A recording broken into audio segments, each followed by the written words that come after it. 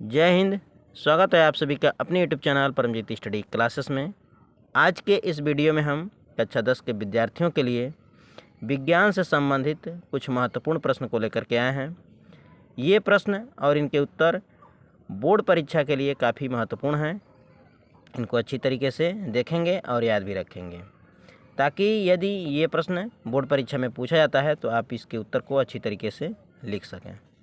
प्रश्न है, alkene, alkene तथा एल्काइन से आप क्या समझते हैं? उदाहरण देकर समझाइए। ये प्रश्न 2018 बोर्ड परीक्षा में पूछा गया है। या इस प्रश्न को ऐसे पूछ सकता है, संतृप्त तथा असंतृप्त हाइड्रोकार्बन में क्या अंतर है? उदाहरण द्वारा स्पष्ट कीजिए। ये बोर्ड परीक्षा 2015, 18 और 22 में पूछा गया है। या इस प्रश्न को ऐसे भी पूछ सकता है, संतृप्त तथा असंतृप्त हाइड्रोकार्बन से आप क्या समझते हैं? उदाहरण द्वारा स्पष्ट करें। ये बोर्ड परीक्षा 2018, 19, 20, 22, 23 और 24 में पूछा गया है। ये बोर्ड परीक्षा के लिए काफ़ी महत्वपूर्ण प्रश्न है। या इस प्रश्न को ऐसे भी पूछ सकता है, हाइड्रोकार्बनों के वर्गीकरण पर संक्षिप्त टिप्पणियाँ लिखिए। या संतृप्त तथा असंतृप्त कार्बनिक यौगिक पर टिप्पणी लिखिए। ये एक ही प्रश्न को भिन्न भिन्न तरीके से पूछ सकता है। तो इनके उत्तर को देख लेते हैं। इसका उत्तर जब लिखेंगे तो पहले हम संतृप्त हाइड्रोकार्बन के बारे में लिखेंगे।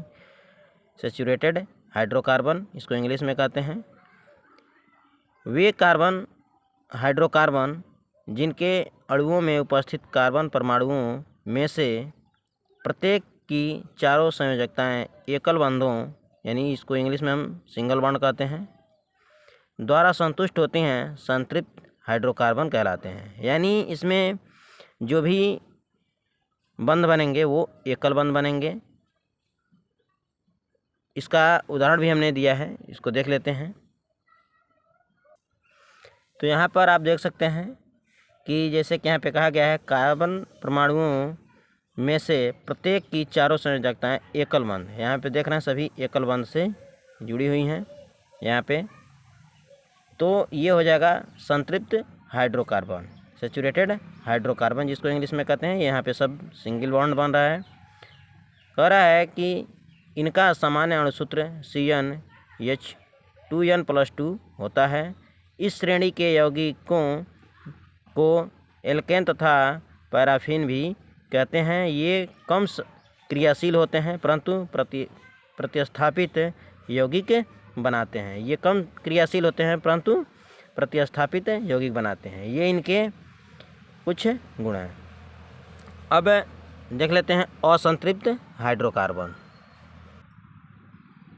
असंतृप्त हाइड्रोकार्बन, अनसैचुरेटेड हाइड्रोकार्बन, ऐसे हाइड्रोकार्बन जिनके अणुओं में उपस्थित कार्बन परमाणुओं के आपस में एक संयोजकता बॉन्ड जिसको इंग्लिश में कहते हैं बनाने के बाद कार्बन परमाणुओं की शेष संयोजकता को पूर्णतः संतुष्ट करने हेतु हाइड्रोजन परमाणु उपलब्ध नहीं होते हैं और अणु में उपस्थित दो कार्बन परमाणुओं को आपस में द्विबंध या त्रिबंध, जिसको इंग्लिश में हम डबल बॉन्ड या ट्रिपल बॉन्ड कहते हैं, बनाना पड़ता है, असंतृप्त हाइड्रोकार्बन कहलाते हैं। यानी वो जब यहाँ पे देख रहे हैं, आप कह रहा है कि एक बनाने के बाद संतुष्ट नहीं होता है और उसके अलावा उसको डबल बॉन्ड या ट्रिपल बॉन्ड, जिसको हिंदी में हम द्विबंध या त्रिबंध कहते हैं, बनाना पड़ता है, उसको हम क्या कहते हैं? असंतृप्त हाइड्रोकार्बन। यानी वो सिंगल बॉन्ड से संतुष्ट नहीं होता है। इसका उदाहरण देख लेते हैं।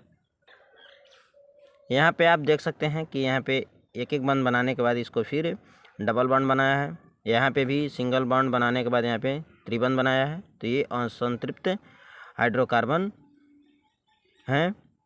कह रहा है कि असंतृप्त हाइड्रोकार्बन को पुनः दो भागों में विभाजित किया गया है। पहला क्या है? पहला है ओलिफिन या एल्कीन, वही इंग्लिश में भी यहाँ पे लिखा गया है। इनमें दो कार्बन परमाणुओं के बीच एक द्विबंध होता है। ये एथिलीन श्रेणी के हाइड्रोकार्बन कहलाते हैं।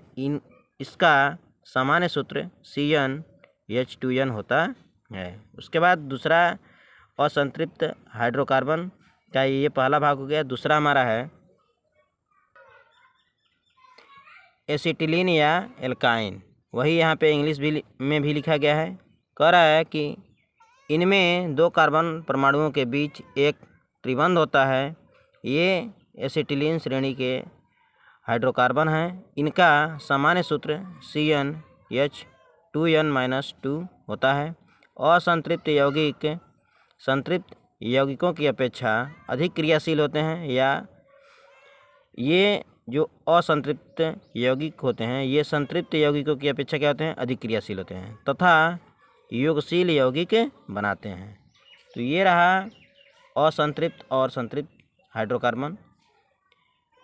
ये बोर्ड परीक्षा के लिए काफ़ी महत्वपूर्ण है, तो आप इसको अच्छी तरीके से देखेंगे और याद भी रखेंगे। मैं आशा करता हूं कि आप सभी को वीडियो पसंद आएगा। वीडियो यदि पसंद आया तो चैनल को सपोर्ट करने के लिए चैनल को सब्सक्राइब जरूर करें। मिलते हैं आप सभी से अगले वीडियो में, तब तक के लिए जय हिंद।